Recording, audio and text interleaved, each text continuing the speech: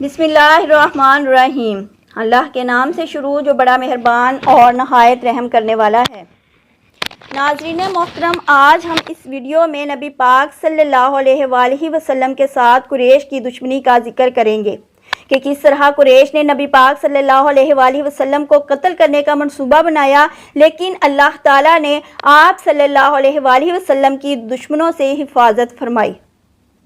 ناظرین محترم، اس لیے آپ سے گزارش ہے کہ ویڈیو کو محبت کے ساتھ اینڈ تک ضرور دیکھیں۔ ناظرین محترم، جب آپ نے اعلانیہ تبلیغ شروع کر دی تو قریش دشمنی پر اتر آئے اور آپ کو قتل کرنے کے منصوبے بنانے لگے، لیکن اس سے پہلے وہ ایک مرتبہ حضرت ابو طالب کے پاس آئے اور کہا کہ آپ اپنے بھتیجے کو سمجھائیں، ورنہ ہم آپ سے اور اس سے اس وقت تک مقابلہ کریں گے جب تک دونوں فریقوں میں سے ایک ختم نہ ہو جائے گا۔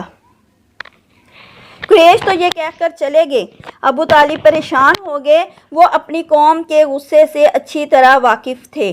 دوسری طرف وہ اس بات کو پسند نہیں کر سکتے تھے کہ کوئی بھی شخص حضور نبی کریم صلی اللہ علیہ وآلہ وسلم کو رسوا کرنے کی کوشش کرے، اس لیے انہوں نے حضور نبی کریم صلی اللہ علیہ وآلہ وسلم سے کہا، بھتیجے، تمہاری قوم کے لوگ میرے پاس آئے تھے، انہوں نے مجھ سے یہ کہا، اس لیے اپنے اوپر اور مجھ پر رحم کرو اور مجھ پر ایسا بوجھ نہ ڈالو جس کو میں نہ اٹھا سکوں۔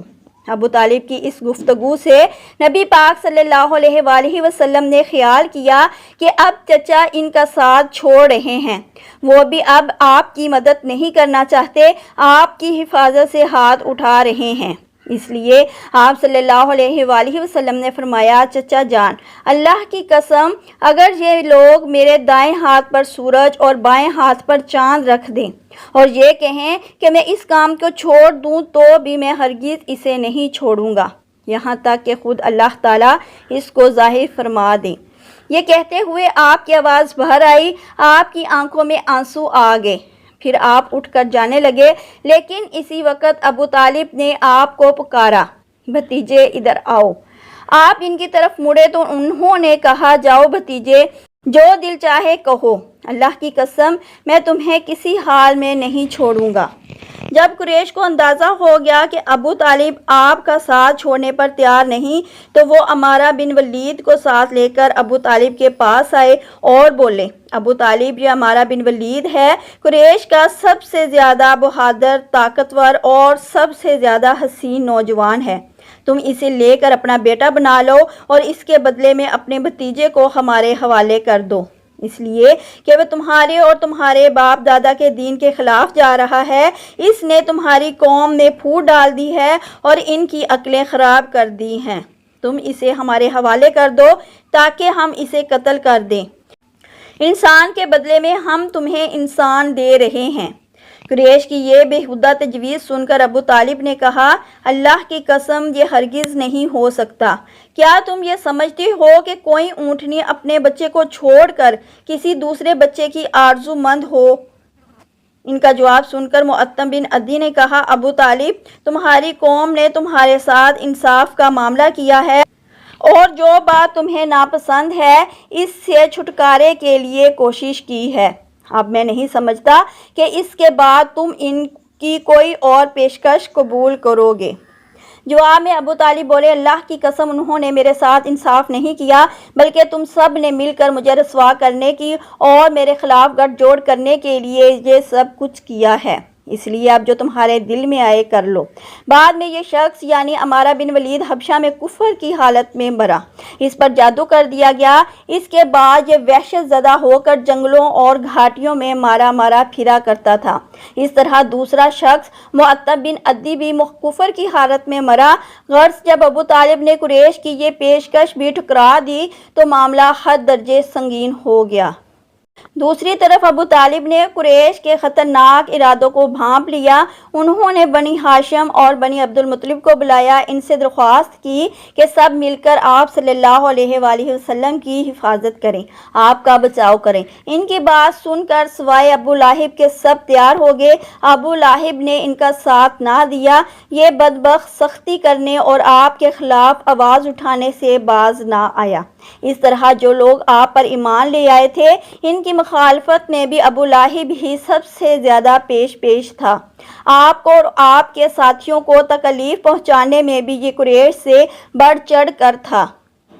آپ کو تکلیف پہنچانے کے سلسلے میں حضرت عباس رضی اللہ تعالیٰ عنہ ایک واقعہ بیان کرتے ہیں۔ فرماتے ہیں کہ ایک روز میں مسجد حرم میں تھا کہ ابو جہل وہاں آیا اور بولا، میں خدا کی قسم کھا کر کہتا ہوں اگر میں محمد کو سجدہ کرتے ہوئے دیکھ لوں تو میں ان کی گردن مار دوں۔ حضرت عباس رضی اللہ تعالیٰ عنہ فرماتے ہیں یہ سن کر میں فوراً نبی کریم صلی اللہ علیہ وآلہ وسلم کے پاس گیا اور آپ کو بتایا کہ ابو جہل یہ کہہ رہا ہے۔ نبی کریم صلی اللہ علیہ وآلہ وسلم یہ سن کر غصے کی حالت میں باہر نکلے اور تیز تیز چلتے مسجد حرم میں داخل ہو گئے، یہاں تک کہ گزرتے وقت آپ کی دیوار کے ساتھ رگڑ لگ گئی۔ اس وقت آپ سورۃ الگ کی آیت 1 اور 2 پڑھ رہے تھے، جس کا ترجمہ اس طرح ہے، اے پیغمبر آپ اپنے رب کا نام لے کر قرآن پڑھا کیجئے، وہ جس نے مخلوق کو پیدا کیا، جس نے انسان کو خون کے لوتھڑے سے پیدا کیا۔ تلاوت کرتے ہوئے آپ اس سورت کی آیت نمبر 6 تک پہنچ گئے۔ سچ مچ بے شک کافر آدمی حد سے نکل جاتا ہے، یہاں تک کہ آپ نے سورت کا آخری حصہ پڑھا جہاں سجدے کی آیت ہے اور اس کے ساتھ ہی آپ سجدے میں گر گئے۔ اسی وقت کسی نے ابو جہل سے کہا، ابو الحکم یہ محمد سجدے میں پڑا ہے۔ یہ سنتے ہی ابو جہل فوراً آپ کی طرف بڑھا، آپ کے نزدیک پہنچا لیکن پھر اچانک واپس آ گیا۔ لوگوں نے حیران ہو کر پوچھا، ابو الحکم کیا ہوا؟ جواب میں اس نے اور زیادہ حیران ہو کر کہا، جو میں دیکھ رہا ہوں کیا تمہیں وہ نظر نہیں آ رہا؟ اس کی بات سن کر لوگ اور زیادہ حیران ہوئے اور بولے، تمہیں کیا نظر آ رہا ہے اے ابو الحکم؟ اس پر ابو جہل نے کہا، مجھے اپنے اور ان کے درمیان آگ کی ایک خندق نظر آ رہی ہے۔ اس طرح ایک دن ابو جہل نے کہا، اے گروہ قریش، جیسا کہ تم دیکھ رہے ہو محمد تمہارے دین میں عیب ڈال رہا ہے، تمہارے معبودوں کو برا کہہ رہا ہے، تمہاری عقلوں کو خراب بتا رہا ہے اور تمہارے باپ داداؤں کو گالیاں دے رہا ہے۔ اس لیے میں خدا کے سامنے عہد کرتا ہوں کہ کل میں محمد کے لیے اتنا بڑا پتھر لے کر بیٹھوں گا جس کا بوجھ وہ برداشت نہیں کر سکیں گے۔ جو ہی وہ سجدے میں جائیں گے میں وہ پتھر ان کے سر پر دے ماروں گا۔ اس کے بعد تم لوگوں کو اختیار ہے، چاہو تو اس معاملے میں میری مدد کرنا اور مجھے پناہ دینا، چاہو تو مجھے دشمنوں کے حوالے کر دینا، پھر بنی عبد مناف میرا جو بھی حشر کریں۔ یہ سن کر قریش نے کہا، اللہ کی قسم ہم تمہیں کسی قیمت پر دگا نہیں دیں گے، اس لیے جو تم کرنا چاہتے ہو اطمینان سے کرو۔ ناظرین محترم، دوسرے دن ابو جہل اپنے پروگرام کے مطابق ایک بہت بھاری پتھر اٹھا لایا اور لگا نبی کریم صلی اللہ علیہ وآلہ وسلم کا انتظار کرنے۔ ادھر نبی اکرم صلی اللہ علیہ وآلہ وسلم بھی عادت کے مطابق صبح کی نماز کے بعد وہاں تشریف لے آئے۔ اس وقت آپ کا قبلہ بیت المقدس کی طرف تھا۔ آپ نماز کے لیے رکن یمانی اور حجر اسود کے درمیان کھڑے ہوا کرتے تھے، کعبے کو اپنے اور بیت المقدس کے درمیان کر لیا کرتے تھے۔ آپ نے آتے ہی نماز کی نیت باندھ لی۔ ادھر قریش کے لوگ اپنے اپنے گھروں میں بیٹھے انتظار کر رہے تھے کہ دیکھیں آج کیا ہوتا ہے، ابو جہل اپنے پروگرام میں کامیاب ہوتا ہے یا نہیں۔ پھر جو ہی آپ سجدے میں گئے، ابو جہل نے پتھر اٹھایا اور آپ کی طرف بڑھا۔ جیسے ہی وہ آپ کے نزدیک ہوا، ایک دم اس پر لرزہ طاری ہو گیا، چہرے کا رنگ اڑ گیا، گھبراہٹ کے عالم میں وہاں سے پیچھے ہٹ آیا۔ ادھر پتھر پر اس کے ہاتھ اس طرح جم گئے کہ اس نے چاہا ہاتھ اس پر سے ہٹا لے لیکن ہٹا نہ سکا۔ قریش کے لوگ فوراً اس کے گرد جمع ہو گئے اور بولے، اے ابو الحکم کیا ہوا؟ اس نے جواب دیا، میں نے رات کو تم سے جو کہا تھا اس کو پورا کرنے کے لیے میں محمد کی طرف بڑھا، مگر جیسے ہی ان کے قریب پہنچا ایک جوان اونٹ میرے راستے میں آ گیا۔ میں نے اس جیسا زبردست اونٹ آج تک نہیں دیکھا۔ وہ ایک دم میری طرف بڑھا جیسے مجھے کھا لے گا۔ جب اس واقعے کا ذکر نبی کریم صلی اللہ علیہ وآلہ وسلم سے کیا گیا تو آپ نے فرمایا، وہ جبرائیل علیہ السلام تھے، اگر وہ میرے نزدیک آتا تو وہ ضرور اسے پکڑ لیتے۔ ایک روز نبی کریم صلی اللہ علیہ وآلہ وسلم خانہ کعبہ میں نماز پڑھ رہے تھے کہ ابو جہل آپ کے پاس آیا اور بولا، کیا میں نے آپ کو اس سے منع نہیں کیا تھا؟ آپ جانتے نہیں کہ میں سب سے بڑے گروہ والا ہوں؟ اس پر سورۃ الگ کی آیت 17 اور 18 نازل ہوئیں، جس کا ترجمہ یہ ہے، سو یہ اپنے گروہ کے لوگوں کو بلا لے، اگر اس نے ایسا کیا تو ہم بھی دوزخ کے پیادوں کو بلا لیں گے۔ حضرت ابن عباس رضی اللہ تعالیٰ عنہ فرماتے ہیں، اگر ابو جہل اپنے گروہ کو بلاتا تو اللہ تعالیٰ کے عذاب کے فرشتے اسے پکڑ کر تہس نہس کر دیتے۔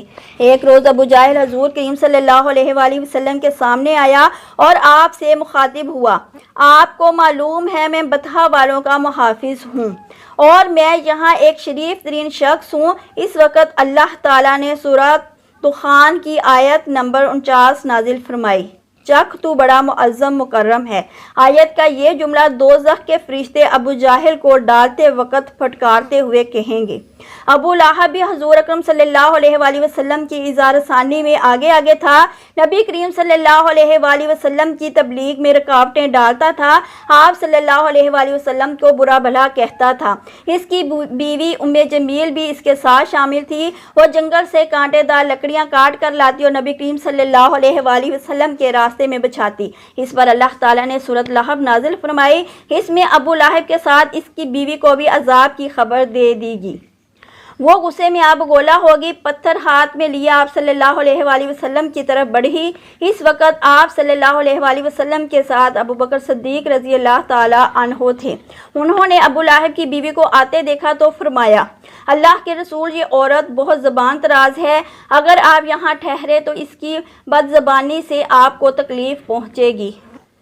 ان کی بات سن کر حضور نبی کریم صلی اللہ علیہ وآلہ وسلم نے فرمایا، ابو بکر فکر نہ کرو، وہ مجھے نہ دیکھ سکے گی۔ اتنے میں ام جمیل نزدیک پہنچ گئی، اسے وہاں صرف ابو بکر صدیق رضی اللہ تعالیٰ عنہ نظر آئے۔ وہ آتے ہی بولی، ابو بکر تمہارے دوست نے مجھے ذلیل کیا ہے، کہاں ہے تمہارا دوست جو شعر پڑھتا ہے؟ ابو بکر بولے، کیا تمہیں میرے ساتھ کوئی نظر آ رہا ہے؟ کیوں، کیا بات ہے؟ مجھے تو تمہارے ساتھ کوئی نظر نہیں آ رہا۔ انہوں نے پوچھا، تم ان کے ساتھ کیا کرنا چاہتی ہو؟ جواب میں اس نے کہا، میں یہ پتھر ان کے منہ پر مارنا چاہتی ہوں۔ اس نے میری شان میں نازیبا شعر کہے ہیں۔ وہ سورۃ لہب کی آیت کو شعر سمجھ رہی تھی۔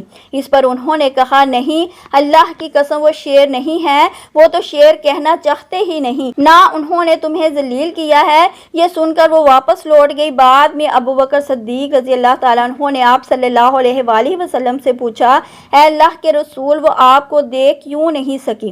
آپ صلی اللہ علیہ وآلہ وسلم نے ارشاد فرمایا، ایک فرشتے نے مجھے اپنے پروں میں چھپا لیا تھا۔ اس روایت کے مطابق آپ نے یہ جواب ارشاد فرمایا تھا، میرے اور اس کے درمیان ایک آڑ پیدا کر دی گئی تھی۔ تکلیف پہنچانے کا ایک اور واقعہ اس طرح پیش آیا ہے کہ ایک روز آپ صلی اللہ علیہ وآلہ وسلم مسجد حرم میں نماز پڑھ رہے تھے۔ قریب ہی کچھ جانور ذبح کیے گئے تھے، وہ لوگ اپنے بتوں کے نام پر قربانی کرتے تھے۔ ان جانوروں کی اوجری بھی ابھی تک وہاں پڑی تھی۔ ایسے میں ابو جہل نے کہا، کیا کوئی شخص ایسا ہے جو اس اوجری کو محمد صلی اللہ علیہ وآلہ وسلم کے اوپر ڈال دے؟ ایک روایت کے مطابق کسی نے کہا، کیا تم یہ منظر نہیں دیکھ رہے ہو؟ تم میں سے کون ہے جو وہاں جائے جہاں فلاں قبیلے نے جانور ذبح کیے ہیں، ان کا گوبر، لیت، خون اور اوجڑی وہاں پڑے ہیں؟ کوئی شخص وہاں جا کر گندگی اٹھا لائے اور محمد کے سجدے میں جانے کا انتظار کرے، پھر جو ہی وہ سجدے میں جائیں وہ شخص گندگی ان کے کندھوں کے درمیان رکھ دے۔ تب مشرکوں میں سے ایک شخص اٹھا، اس کا نام عقبہ بن ابی معیط تھا، یہ اپنی قوم میں سب سے زیادہ بدبخت تھا۔ یہ گیا اور اوجڑی اٹھا لایا۔ جب آپ صلی اللہ علیہ وآلہ وسلم سجدے میں گئے تو اوجڑی آپ پر رکھ دی۔ اس پر مشرکین زور زور سے ہنسنے لگے، یہاں تک کہ وہ ہنسی سے بے حال ہو گئے اور ایک دوسرے پر گرنے لگے۔ ایسے میں کسی نے حضرت فاطمہ الزہرا رضی اللہ تعالیٰ عنہا کو یہ بات بتا دی۔ وہ روتی ہوئی حرم میں آئیں، نبی کریم صلی اللہ علیہ وآلہ وسلم اسی طرح سجدے میں تھے اور اوجڑی آپ کے کندھوں مبارک پر تھی۔ سیدہ فاطمہ رضی اللہ تعالیٰ عنہا نے اوجڑی کو آپ سے ہٹایا۔ اس کے بعد آپ سجدے سے اٹھے اور نماز کی حالت میں کھڑے ہو گئے۔ نماز سے فارغ ہو کر آپ صلی اللہ علیہ وسلم نے ان لوگوں کے حق میں بددعا فرمائی، اے اللہ تو قریش کو ضرور سزا دے، اے اللہ تو قریش کو ضرور سزا دے۔ اے اللہ تو قریش کو ضرور سزا دے، اے اللہ تو قریش کو ضرور سزا دے۔ قریش جو مارے ہنسی کے لوٹ پوٹ ہو رہے تھے، یہ بد دعا سنتے ان کی ہنسی کافور ہو گئی۔ اس بد دعا کی وجہ سے وہ دہشت زدہ ہو گئے۔ اس کے بعد آپ نے نام لے لے کر بھی بد دعا فرمائی۔ حضرت عبداللہ بن مسعود رضی اللہ تعالیٰ عنہ کہتے ہیں کہ اللہ کی قسم، آپ صلی اللہ علیہ وآلہ وسلم نے جن جن قریشیوں کے نام لیے تھے، میں نے انہیں غزوہ بدر میں خاک و خون میں لتھڑا ہوا دیکھا اور پھر ان کی لاشوں کو ایک گڑھے میں پھینک دیا گیا۔ ناظرین محترم، امید ہے کہ میری آج کی ویڈیو آپ کو ضرور پسند آئی ہوگی۔ اللہ تعالیٰ سے دعا ہے کہ اللہ تعالیٰ ہم سب کی مشکلیں آسان فرمائے، آمین یا رب العالمین۔